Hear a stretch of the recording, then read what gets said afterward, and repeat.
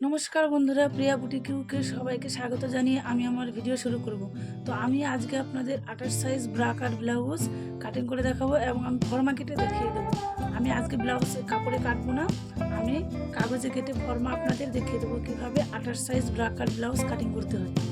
তো চলুন আমার ভিডিও শুরু করা যাক। তো আমার এই ব্লাউজ কাটতে মাপ লাগবে, এর জন্য প্রথমে আমি কাগজ নিয়ে নিলাম। তো এখানে আমার ঝুল আছে, আমার ঝুল আমি এখানে ডবল ভাঁজ করে আপনারা নিতে পারেন। তো এদিকে খোলা সাইড রাখতে হবে আর জয়েন্ট সাইড এদিকে থাকবে। তো চলুন প্রথমে নেব ঝুলের মাপ। ঝুল যা থাকবে তার সঙ্গে 1 ইঞ্চি যোগ করতে হবে। তো আমার ঝুল আছে 12.5, সাথে 1 ইঞ্চি যোগ করে হবে 13.5 ইঞ্চ। এখানে আমি ঝুল নিয়ে নেব 13.5 ইঞ্চ, পুট নেব 5 ইঞ্চ, এদিকেও 13.5 ইঞ্চ মিলিয়ে দিতে হবে। এরপর পুটের মাপ শেষ হবে, সেখান থেকে নিতে হবে মোহরার মাপ। মোহরা নিয়ে নেব 5.5 ইঞ্চ, এদিক থেকে মিলিয়ে আমি 5 ইঞ্চ। এবার দাগ দুটোকে সমান করে টেনে নিতে হবে।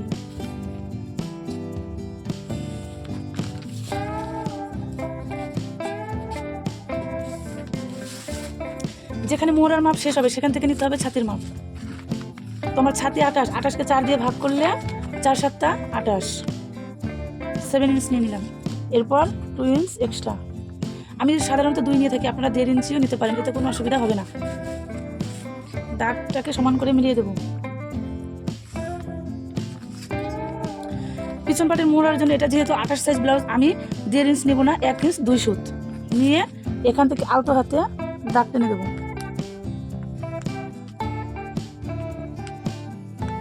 এই দাগটাকে একটু নিচ দিয়ে নামিয়ে দেবো, তাহলে ব্লাউজটা ফিটিং করতে আমার সুবিধা হবে।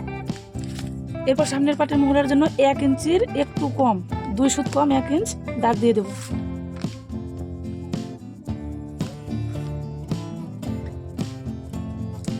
এরপর নেব কোমরের মাপ। কোমরের মাপ আমি আগে নেব না, ছাতি যা আছে এখানে আমার আছে 9 ইঞ্চ, তার থেকে আমি 1/2 ইঞ্চ কম নিয়ে এখানে দাগ টেনে দেবো, সমান করে টেনে নেব। তোমার পিছন পাটের গলা এখান থেকে আমি 2 ইঞ্চ নামিয়ে নেব। তো আপনারা পিঠের লেন্থ যা নেবেন সেটা নামিয়ে নেবেন। তো এখানে আমার হবে 8 ইঞ্চ, তো এখানে 8 ইঞ্চ নামিয়ে নিয়ে এখানে 2.5 ইঞ্চ নিয়ে সমান করে টেনে এখান থেকে টেনে গোল রাউন্ড দেবো। তো আমি এখানে পিছন পাট দেখাচ্ছি না, আমি এখানে সামনের পাট দেখাবো। এখানে 2 ইঞ্চ নিয়ে নিলাম। এরপর সামন পাটের গলা নামাবো 5 ইঞ্চ, এখান থেকে নেব আমি 2 ইঞ্চ 2 সুত। এটা আমার রোগা পাতলা মহিলা, তাই আমি 2 ইঞ্চ 2 সুত নিয়ে নিলাম। দাগ টেনে সমান করে নেব। তো এখানে গোল রাউন্ড করে দিতে হবে।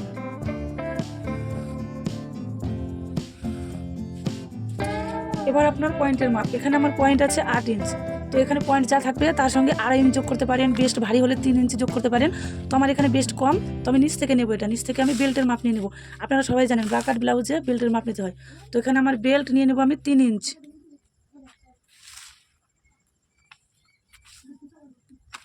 দাগটাকে সমান করে টেনে নেব। তো এবার খাপ নিতে হবে। এখানে আপনারা খাপের মাপ নিতে পারেন। পয়েন্টকে 10 দিয়ে ভাগ করে তার 3 ভাগের 2 ভাগ এদিকে নিতে হবে, আর 1 ভাগ এই স্পাটের জন্য রাখতে হবে। তো আমি সেটা নিব না, আমি একদম খাপের মাপ নিয়ে নেব। এখানে আমার বেস্ট ছোটো আছে, তার জন্য আমি 4 ইঞ্চি 2 সুত নিয়ে নেব। কি 4.5 নিতে পারেন, আমি 4.5 নিয়ে নিলাম। এবার এখান থেকে 2.5 ইঞ্চি নিচে একটা দাগ দিতে হবে, আমি 2 ইঞ্চ 2 সুতে দাগ দিয়ে দেবো। আর এখান থেকে 1 ইঞ্চ, এটা আপনি যে সাইজের জন্য করুন না কেন 1 ইঞ্চি উপরে নিতেই হবে। তো 3টি দাগ এবার আলতো হাতে মিলিয়ে দেবো।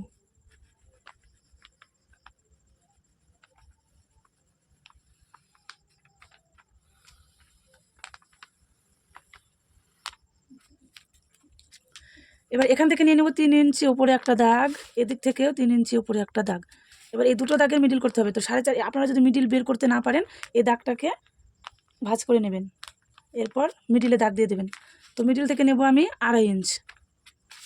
এবার এই দাগগুলোকে মিলিয়ে দেব।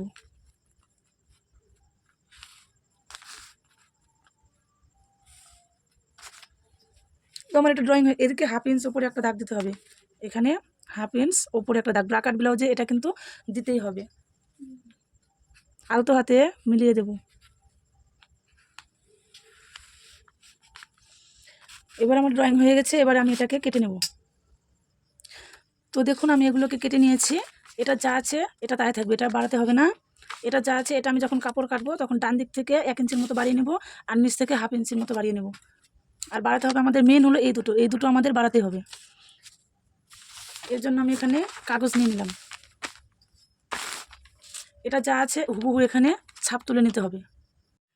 তো দেখুন বন্ধুরা, আমি এখানে ছাপ তুলে নিয়েছি সেটার মাপে। এবার দেখুন এই খাপটা কোথায় কোথায় বাড়াতে হবে। এদিক থেকে আপনারা 1 ইঞ্চি বাড়িয়ে নেবেন, এদিক থেকে 1 ইঞ্চি বাড়িয়ে নেবেন। এদিকে সেলাই ঘরের জন্য 1/2 ইঞ্চি বাড়িয়ে নেবেন।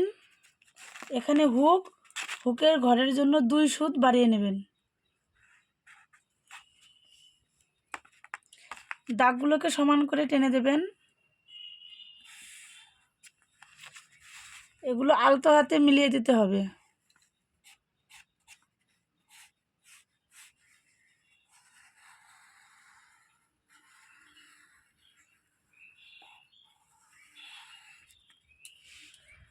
নিচ থেকে বাড়িয়ে নেব 1/2 ইঞ্চি।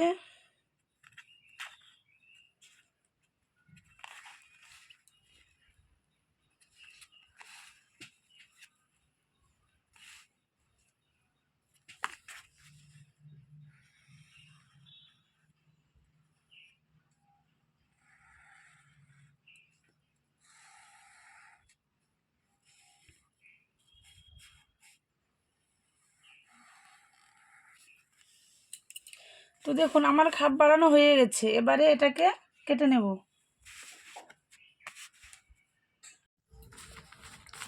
এখান থেকে ঘুরিয়ে ঘুরিয়ে আমার মাপ হলো 7 ইঞ্চি। তো আমি এখানে একটা দাগ দিয়ে দেবো 7 ইঞ্চিতে। তো এখান থেকে ওটা আমি বাড়িয়েছিলাম, ওটা আমি 3 ইঞ্চি উপরে নিয়েছিলাম। তো এদিক থেকেও নিয়ে নেব 3 ইঞ্চি উপরে একটা দাগ, এদিক থেকেও 3 ইঞ্চি উপরে একটা দাগ। তো এই দুটো দাগকে মিলিয়ে দেব।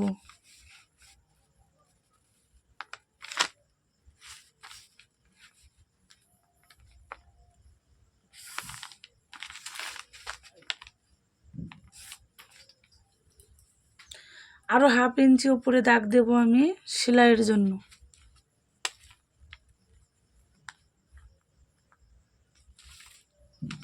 এই দাগ দুটোকেও মিলিয়ে দেব।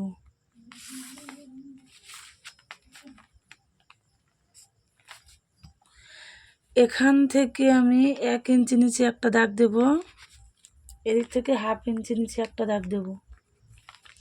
ফিতে ধরে এখানে মিডল পয়েন্ট বের করব।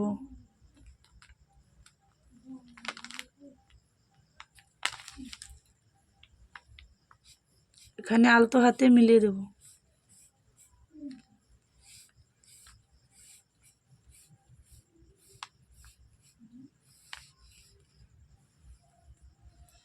নিচ থেকে 1/2 ইঞ্চি দাগ দেব।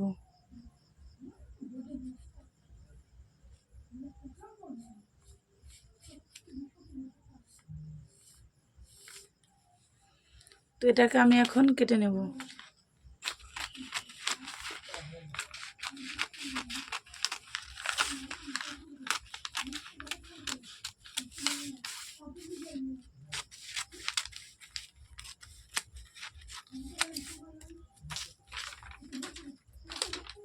তো আমার হয়ে গেল এখানে কাটিং করা। দেখুন এটা যা থাকবে সেটাই থাকবে। এটা শুধু আমি নিচে কাপড় কাটিং করার সময় নিচে 1/2 ইঞ্চি বাড়িয়ে নেব, ডান দিক থেকে 1 ইঞ্চি বাড়িয়ে নেব যারা নতুন তাদের জন্য। আর এটা যা থাকবে এটাতে আমি এর পরের ভিডিওতে আপনাদের কাপড়ে কিভাবে কাটতে হয় সেটা আমি দেখিয়ে দেব।